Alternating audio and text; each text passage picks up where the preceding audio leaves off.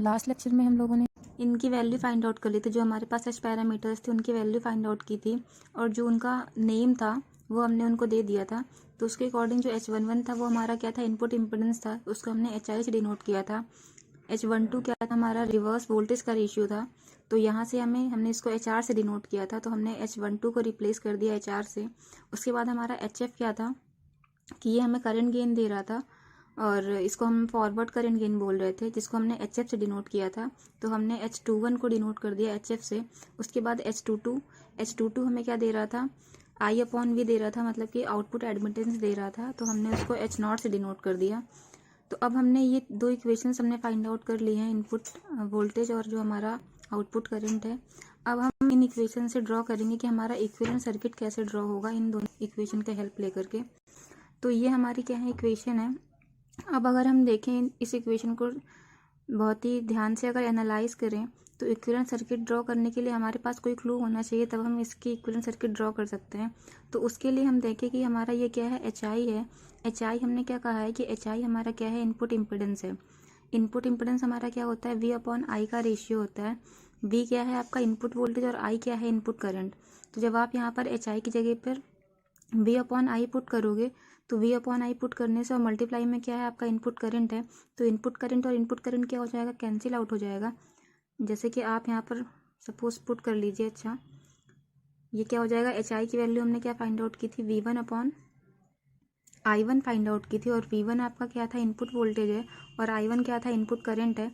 मतलब कि हम इसको रिप्लेस कर सकते हैं, V1 को VI से और I1 को II से, और आपका II क्या है, यहाँ पर मल्टीप्लाई में है, यहाँ पर ये I1 आपका II ही है एक तरीके से, तो II क्या हो जाएगा, कैंसिल आउट हो जाएगा। तो यहाँ पर आपका वोल्टेज का टर्म बचेगा। मतलब कि हम कह सकते हैं कि ये आपका जो टर्म है, ये आपका वोल्टेज दे रहा है एक तरीके से। ये वाला टर्म आपको क्या दे रहा है, वोल्टेज दे रहा है। वैसे ही अगर हम इस वाले टर्म की बात करते हैं, तो ये वाला आपका टर्म क्या है, रिवर्स वोल्टेज गेन, या फिर हम कह सकते हैं कि रिवर्स वोल्टेज रेशियो दे रहा था आपको। तो जो वोल्टेज रेशियो दे रहा था वो क्या दे रहा था, V1/V2 दे रहा था। V1/V2 मतलब V1 आपका क्या है, इनपुट वोल्टेज ही है, और V2 क्या है, आउटपुट वोल्टेज है। तो इसको हम V1 को VI से रिप्लेस कर सकते हैं, और V2 को V0 से रिप्लेस कर सकते हैं। और यहाँ पे मल्टीप्लाई में हमारे पास V0 पहले से है, तो जब हम V0 मल्टीप्लाई में करेंगे तो ये हमारा V2 V0 क्या हो जाएगा, कैंसिल आउट हो जाएगा। और हमारे पास यहाँ पर भी ये जो आपको देगा पैरामीटर, ये भी वोल्टेज का देगा। तो आपको यहाँ से दिखाई पड़ रहा होगा कि आपको यहाँ पर जो इस इक्वेशन में आपको केवल वोल्टेज का पैरामीटर ही मिल रहा है। इसका मतलब क्या है कि हम इसका अगर इक्विवेलेंट सर्किट ड्रॉ करना चाहें, तो हम KVL सर्किट से या फिर KVL इक्वेशन से हम इस सर्किट को क्या कर सकते हैं, ड्रॉ कर सकते हैं। उसी तरीके से अगर हम इस इक्वेशन को एनालाइज करें, तो ये हमारा क्या है, फॉरवर्ड करंट रेशियो है, या फिर फॉरवर्ड करंट गेन है। फॉरवर्ड करंट गेन हमने क्या निकाला था, I2/I1 निकाला था। अब यहाँ से I2 क्या है, I0 है, मतलब क्या I2 आपका आउटपुट करंट है, और I1 क्या है, इनपुट करंट है। तो आउटपुट करंट को हम I0 से रिप्लेस कर सकते हैं, और इनपुट करंट को II से रिप्लेस कर सकते हैं। और HF के मल्टीप्लाई में आपका क्या है, II गिवन है, मतलब II मल्टीप्लाई है, ये आपने HF की वैल्यू तो रखी है। तो I1 और II क्या हो जाएगा, कैंसिल आउट हो जाएगा। तो यहाँ से देखिए तो आपका करंट का ही टर्म आपको मिल रहा है। उसके बाद जब आप यहाँ देखोगे तो यहाँ भी आपको क्या मिल रहा है, ये आपका क्या है, आउटपुट एडमिटेंस है। आउटपुट एडमिटेंस हमने क्या फाइंड आउट किया था, I2/V2 फाइंड आउट किया था। और आपका जो V2 है वो क्या है, आउटपुट वोल्टेज है, मतलब कि V0 है, और ये I2 क्या है, आउटपुट करंट है, मतलब I0 है। इसका मतलब क्या है, यहाँ पर ये मल्टीप्लाई में क्या है, V0 है, और ये भी V0 है, तो V0 कैंसिल हो जाएगा। तो आपको केवल करंट का ही टर्म मिलेगा। इसका मतलब क्या है कि पूरी इक्वेशन में आपके पास यहाँ पर करंट का टर्म मिल रहा है। इसका मतलब है कि हम इसको एनालाइज कर सकते हैं, या फिर इसको हम ड्रॉ कर सकते हैं। इसकी सर्किट अगर हम ड्रॉ करने की कोशिश करें, तो हम KCL की हेल्प से हम इसके सर्किट को ड्रॉ कर सकते हैं। मतलब कि अगर हमें इस इक्वेशन से एक सर्किट ड्रॉ करना है, तो हम KVL अप्लाई कर सकते हैं। तो KVL अप्लाई करके हम इस इक्वेशन की हेल्प से सर्किट डिज़ाइन कर सकते हैं। उसके बाद अगर हम इस इक्वेशन की हेल्प से सर्किट डिज़ाइन करें, तो अगर हम KCL अप्लाई करेंगे, तो हमारा इक्वेशन की हेल्प से हमारा सर्किट डिज़ाइन हो सकता है। तो हम सर्किट डिज़ाइन करते हैं, तो हमें पता है कि KVL हम कहाँ लगाते हैं, जब हमारा सीरीज सर्किट होता है, तो हम सीरीज सर्किट में KVL लगाते हैं। तो जो हम कनेक्शन करेंगे वो हम कनेक्शन ऐसा करेंगे कि ये जो हमारे तीनों कंपोनेंट्स हैं, तीनों जो पैरामीटर्स हमें निकल के आ रहे हैं सारे के सारे, ये कैसे होने चाहिए, सीरीज़ में होने चाहिए। वैसे ही जब हम KCL लगाते हैं तो KCL हम किस सर्किट में लगाते हैं, मतलब कि KCL हमारा पैरेलल सर्किट में लगता है, तो हम इनका कॉम्बिनेशन या फिर इनका अरेंजमेंट ऐसे करें कि ये पैरेलल में हमारा कनेक्ट हो। इसका मतलब क्या होगा कि आपको जो इक्वेशन 1 से सर्किट मिलेगा वो एक सीरीज सर्किट मिलेगा, और इक्वेशन 2 से जो आपको सर्किट मिलेगा वो क्या मिलेगा, एक पैरेलल सर्किट मिलेगा। तो यहाँ से अगर हम इस वाली इक्वेशन से सर्किट ड्रॉ करें तो हमारा सर्किट क्या मिलेगा, हमें सीरीज सर्किट ड्रॉ करना है। तो यहाँ से हमारा क्या है, ये इम्पिडेंस है, तो हमने एक इम्पिडेंस ड्रॉ किया, और ये जो हमारा दूसरा क्या है, ये एक वोल्टेज सोर्स की तरीके से काम करेगा। कैसा वोल्टेज होगा, डिपेंडेंट वोल्टेज होगा। तो ये हमने एक वोल्टेज बना दिया, डिपेंडेंट वोल्टेज सोर्स बनाया। तो ये आपने क्या अप्लाई किया, इनपुट वोल्टेज अप्लाई किया यहाँ से।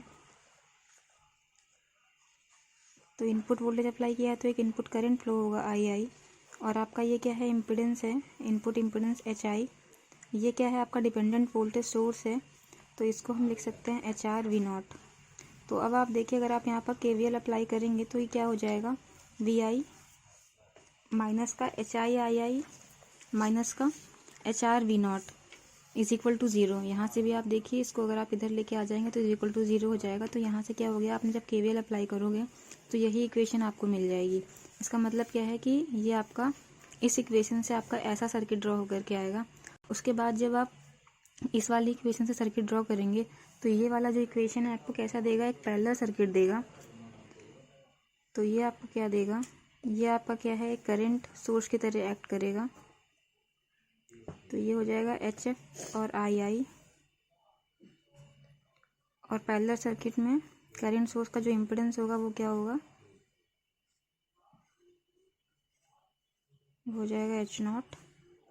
ये आपका आउटपुट वोल्टेज हो गया। यहाँ से जो आपका करंट जाएगा वो क्या जाएगा, I0 जाएगा। तो ये आपका जो एक सर्किट निकल के आया है, इस इक्वेशन से निकल के आया जब आपने KVL अप्लाई किया, और ये सर्किट क्या है, इस वाली इक्वेशन से निकल के आया है जब आप KCL अप्लाई करोगे।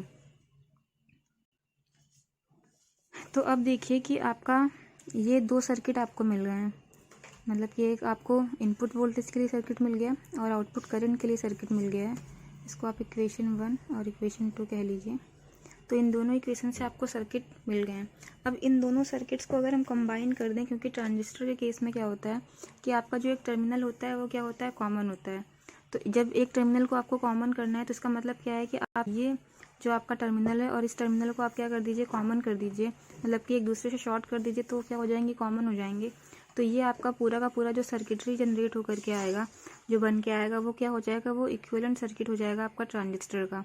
तो यहाँ से हम इस मॉडल से हम कैलकुलेट कर सकते हैं जो भी हमारा ट्रांजिस्टर का इनपुट इम्पिडेंस है, रिवर्स वोल्टेज रेशियो है, या फिर जो हमारा फॉरवर्ड करंट रेशियो है, और अगर हम आउटपुट एडमिटेंस फाइंड आउट करने की कोशिश करें ट्रांजिस्टर का, तो उसके लिए हम H पैरामीटर्स यूज़ करेंगे, H मॉडल यूज़ करेंगे, और H मॉडल हमें इन सारे पैरामीटर्स की वैल्यू दे देगा।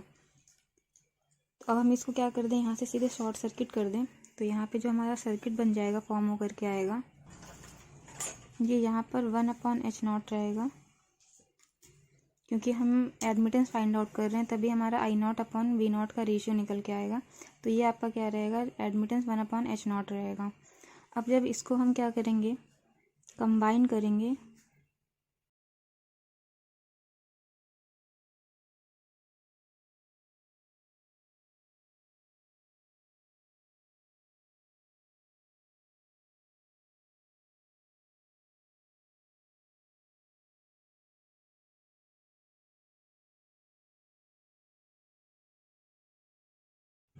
ये हमारा पूरा कंप्लीट H मॉडल है ट्रांजिस्टर का।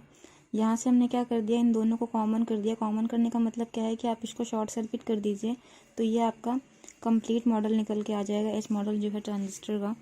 तो यहाँ से आपका ये II फ्लो होगा और यहाँ से करंट I0 फ्लो होगी। अब ये जो आपके क्या है, ये आपका डिपेंडेंट वोल्टेज सोर्स और ये क्या है, डिपेंडेंट करंट सोर्स है। तो जो डिपेंडेंट वोल्टेज सोर्स है, इसमें जो डिपेंडेंट वोल्टेज सोर्स की जो वैल्यू है वो आउटपुट वोल्टेज V0 पर डिपेंड कर रही है, और ये जो आपका डिपेंडेंट करंट सोर्स है, इस जो इसकी वैल्यू है वो किस पर डिपेंड करेगी, इनपुट करंट है I1 या फिर II, उस पर डिपेंड करेगी। तो ये आपका कंप्लीट मॉडल है, कंप्लीट एज मॉडल कहलाएगा ट्रांजिस्टर का। ये पूरा का पूरा कंप्लीट एज मॉडल है ट्रांजिस्टर का।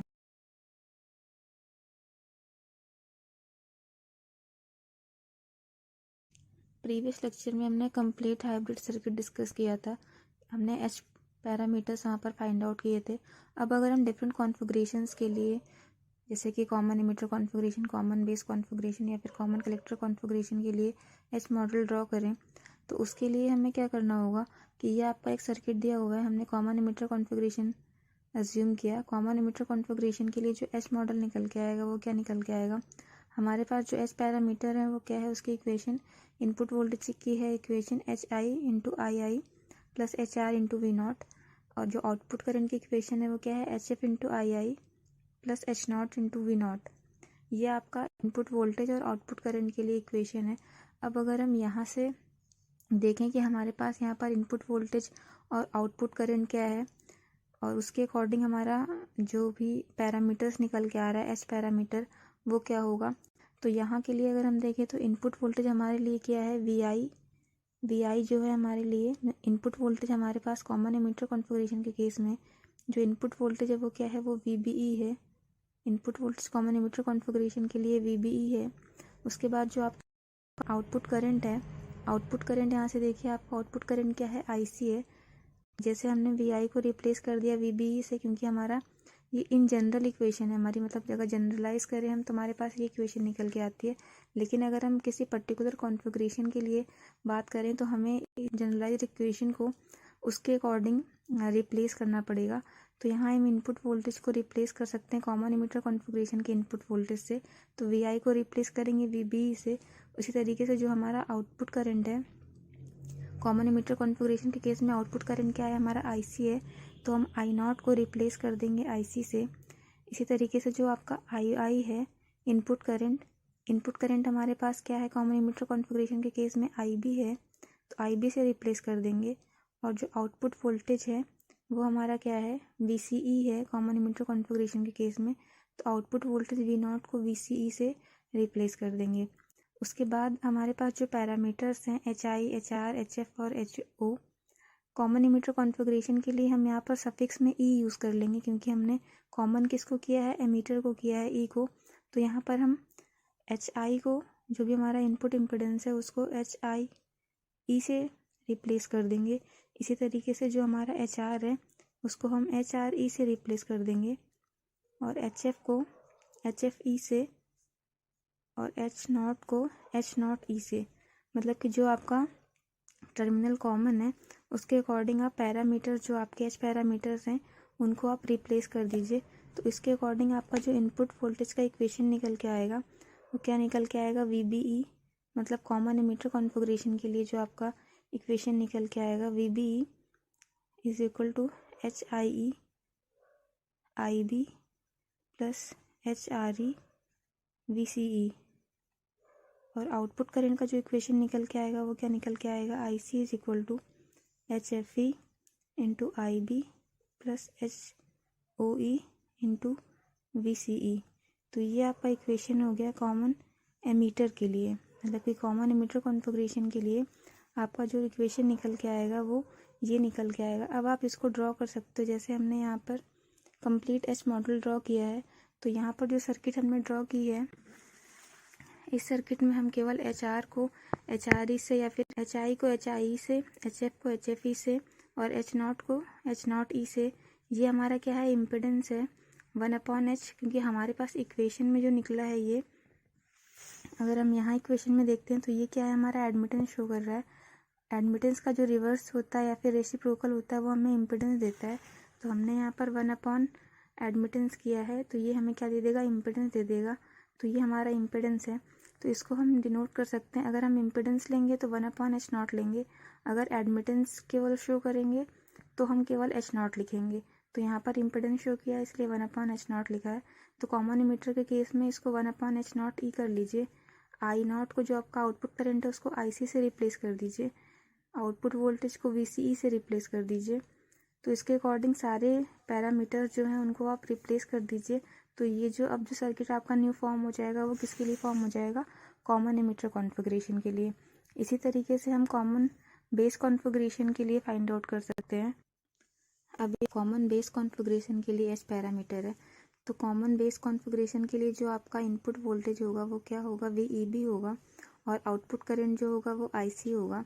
इसी तरीके से कॉमन बेस के लिए जो एच पैरामीटर्स हैं उनके सफिक्स में हम B से डिनोट कर देंगे, B मतलब ऐड कर देंगे, तो ये जो पैरामीटर्स हैं वो HIB, HRB, HFB and HOB हो जाएंगे।